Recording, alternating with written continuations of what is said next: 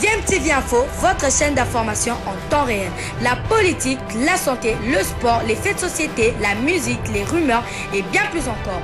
Vous découvrirez cela dans notre chaîne DMTV Info.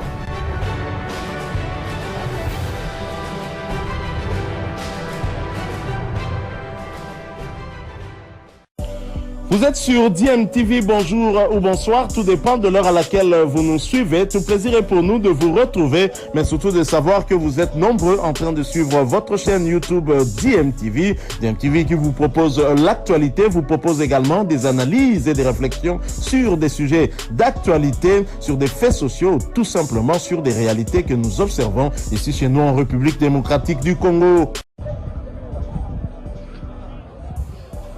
Allez-y. On a seulement 4 minutes. 4 minutes. Et l'ASV Club prend finalement acte de la démission d'Abdeslam Ouadou de son poste d'entraîneur. Via une correspondance adressée au technicien marocain signée le 16 septembre par le président Amadou Diaby, mais qui n'a été rendu public que hier soir. La direction du club dit avoir accepté sa démission qu'il avait annoncée en conférence de presse d'après-match contre Stellenbosch. Match comptant pour la manche allée du deuxième tour préliminaire de la Coupe de la Confédération est perdu sur le score de 2-0. Ce, après avoir été victime de jets de projectiles de la part de supporters de l'ASV Club. Les dirigeants du club vert et noir de Kinshasa lui ont proposé d'engager des discussions afin de convenir des conséquences financières liées à cette démission. Mais cette décision de V-Club d'accepter la démission d'Abdeslam Ouadou n'a visiblement pas été notifiée aux techniciens marocains à la date de sa signature, puisque pas plus tard que hier après-midi, Abdeslam Ouadou, via son compte Facebook officiel, avait adressé un message aux supporters de la formation de la SV Club après avoir passé des examens médicaux. Dans ce communiqué, il disait qu'il était toujours coach de V-Club et prêt à aller sur le terrain dès ce mercredi avec son grand frère et respecté coach Raoul Chungu ainsi que les autres membres du staff technique pour mener les troupes au combat pour tenter d'arracher la qualification ici en RDC pour la phase des groupes de la Coupe de la Confédération. Il avait appelé les V-Clubiens à l'unité ensemble derrière le club pour le pousser vers la qualification. Vous le savez, V-Club qui a perdu 2-0 en Afrique du Sud le vendredi dernier va recevoir la formation de Stellenbosch ici à Kinshasa au stade de Martyrs ce dimanche 22 septembre pour le match retour et donc pouvoir remonter ce retard de 2 buts pour pouvoir se qualifier à la phase de groupe de la Coupe de la Confédération. Et après avoir pris acte de la démission d'Abdeslam Ouadou, c'est donc Raoul Chungu qui va assurer l'intérim à ce poste d'entraîneur de la formation de l'ASV Club. C'est lui qui sera sur le banc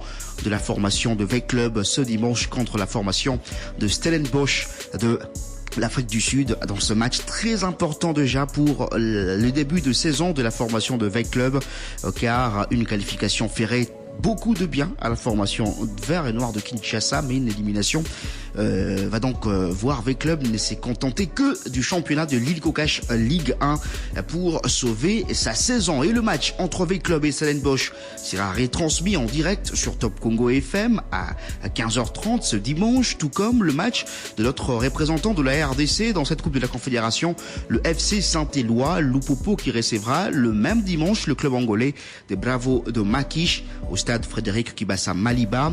Les cheminots doivent refaire un retard d'un but concédé au match aller perdu sur le score d'1-0 le week-end dernier. C'était à Lubango en Angola. En Ligue des Champions, les deux représentants de la RDC vont jouer samedi 21 septembre. L'AS Maniema Union sera reçu par Petro Atlético de l'Angola. Vainqueur au match aller sur le score de 2-1. Les unionistes vont aller chercher une qualification historique pour la phase de groupe de la Ligue des Champions en Angola. L'équipe de Kindu va quitter Kinshasa ce jeudi 19 septembre pour Luanda où se jouera le match retour. Et de son côté, le tout-puissant Mazembe va recevoir tranquillement le club zambien de Red Arrows à 14h samedi au stade TP Mazembe. Les Corbeaux avaient remporté le match aller à l'extérieur sur le score de 2-0. Et pour le bon déroulement de tous ces matchs et d'autres activités sportives dans les installations sportives, il faut une bonne sécurité et la question du renforcement de paramètres sécuritaires dans les installations sportives nationales et leurs environs a fait l'objet de la visite conjointe d'inspection effectuée hier au stade des Martyrs par le vice-premier ministre de l'Intérieur et Sécurité, Jacquemain Chabani, le ministre des Sports et Loisirs, Didier Boudimbou, et la ministre de Culture et Arts, Yolande Elébé. C'est le ministre de Sport, Didier Boudimbou, qui a fait visiter à ses hôtes les différents compartiments du stade pour se rendre compte de travaux en cours pour renforcer la sécurité, suivant les recommandations de la Confédération africaine de football. Et après la visite au stade des Martyrs, le ministre de Sport et Loisirs, Didier Boudimbou, a conduit le champion du monde du Jiu-Jitsu, le Congolais Christophe Mputu, auprès de la première ministre Judith Souminois. Christophe Mputu avait été sacré champion du monde de la catégorie de moins de 94 kilos à Abu Dhabi en 2022. Et dans sa carrière, il a remporté plus de 60 médailles. La dernière médaille remportée, c'était au Grand Prix des Thaïlande, et c'était au mois de juin dernier, une médaille d'or. On revient sur le football pour vous donner les résultats de l'entente provinciale de football de Kinshasa enregistrée hier. Au terrain Oudjana, Saint-Africa a fait jeu égal d'un but partout contre Afedik. 1-0 victoire de OCD devant Miel, victoire 2-0 de Moueka face à l'Emage. Face donc à la formation des Mages, et puis victoire 1-0 de Saint-Etienne devant la formation de Impact. Au stade Tata Raphaël, Kratos a fait jeu égal de 3 buts partout contre Ndanou, match nul de 0-0 entre Normand et Promesse, et puis victoire de Gorweya devant TP Les Anges, 2-1. On parle handball dans ce journal des sports. J-1 avant le tirage au sort de la Coupe d'Afrique des Nations RDC 2024. Coupe d'Afrique des Nations Senior Dames qui aura lieu ici en République démocratique du Congo, plus précisément dans la ville de Kinshasa, du 27 novembre au 7 décembre prochain. Le tirage au sort aura lieu demain, ici même à Kinshasa, pour ce qui concerne le 12 équipes qui vont prendre part à cette compétition. Et l'heure est au dernier réglage pour s'assurer de la bonne tenue de ce tirage au sort. Les membres de la Confédération africaine de handball et ceux du comité local d'organisation ont effectué une nouvelle session de travail hier. Ils ont aussi, les membres de la commission de la Confédération africaine de handball ont aussi eu une réunion avec les responsables de commission médicale et sécurité, Dr Nguébé pour la commission médicale, ainsi que le colonel Charlie Kassongo pour la commission sécurité, toujours pour la bonne tenue de ce tirage au sort qui aura lieu demain, jeudi, à 20h à l'hôtel Hilton. Vous le savez, le plateforme digitale pour toutes les informations et entrées avec la compétition qui était dévoilée au courant du week-end dernier. C'est bien de créer de pages de réseaux sociaux ainsi que le site internet, mais il faut maintenant les alimenter pour que tous les amoureux du handball puissent avoir de bonnes informations à indiquer.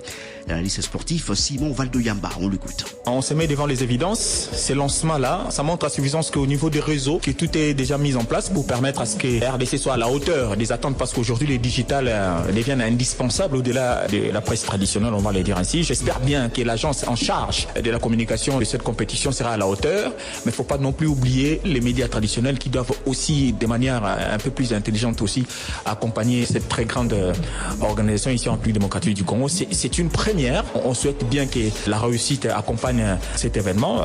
Il ne faudrait pas seulement lancer les plateformes, mais il faudra maintenant que ces plateformes-là soient utiles. Déjà, quand ils lancent les plateformes, une fois vous accédez, vous devez déjà trouver certaines informations. Parce que si moi j'y vais maintenant et que je trouve rien, c'est très compliqué. Ça n'aurait servi pratiquement à rien. Ils doivent mettre beaucoup de journalistes à contribution, des journalistes qui doivent être à même de fournir suffisamment des informations au site. Voilà, c'était l'analyste sportif Simon Valdoyamba. Je rappelle que 12 pays vont prendre donc part à cette compétition. La RDC, l'Angola, l'Algérie, le Cameroun, le Cap-Vert, la Guinée, la Tunisie, l'Égypte, le Kenya, le Congo-Brazzaville, l'Ouganda ainsi que le Sénégal. La RDC qui a déjà remporté 3 médailles dans cette compétition, 2 médailles de bronze et 1 médaille d'argent, va tenter d'aller chercher le titre, le sacre pour la toute première fois de son histoire. La compétition, je le rappelle, aura lieu du 27 novembre au 7 décembre prochain, ici à Kinshasa. Kinshasa, capitale de la République démocratique du Congo, va désormais avoir son marathon international. La capitale de la RDC va accueillir en effet le lundi 30 juin 2025 la première édition du marathon international de Kinshasa qui va s'écourir donc ici même à Kinshasa. C'est dans ces cadres que Sébastien Boutari, directeur général d'Everest Media, qui va organiser ce marathon, a été donc reçu par le ministre des Sports et Loisirs, Didier Boudimbou. Je vous propose d'écouter Sébastien Boutari qui est revenu sur l'importance de cette rencontre avec le ministre. J'ai eu l'insigne honneur d'être reçu par le ministre des Sports et des Loisirs pour lui remettre aujourd'hui officiellement l'invitation pour le lancement de la première édition du marathon international de Kinshasa qui va avoir lieu le 30 juin 2025, une date très importante pour les Congolaises et pour les Congolais. Et donc voilà, on a fait le point sur le dossier, les attentes qui sont les siennes. On a parlé aussi du circuit que nous allions emprunter. Nous sommes à pied d'œuvre pour que le 30 septembre, lors de la conférence de presse, nous puissions présenter cette initiative de faire de Kinshasa une capitale du sport africain. Telle est sa volonté. En ce qui nous concerne, Everest Media, en Afrique, on a une vraie reconnaissance, un vrai savoir-faire, puisqu'on a organisé le marathon de Dakar, on organise le marathon du Gabon depuis 2013, et puis d'autres courses à succès. Le marathon, c'est quelque chose d'exceptionnel qu'une capitale se doit d'avoir. Voilà, c'était là Sébastien Boutari, directeur général d'Everest Media et membre du comité d'organisation de ce premier marathon international de Kinshasa, dont la présentation officielle va avoir lieu le 30 septembre de cette année, donc ici même à Kinshasa. Merci.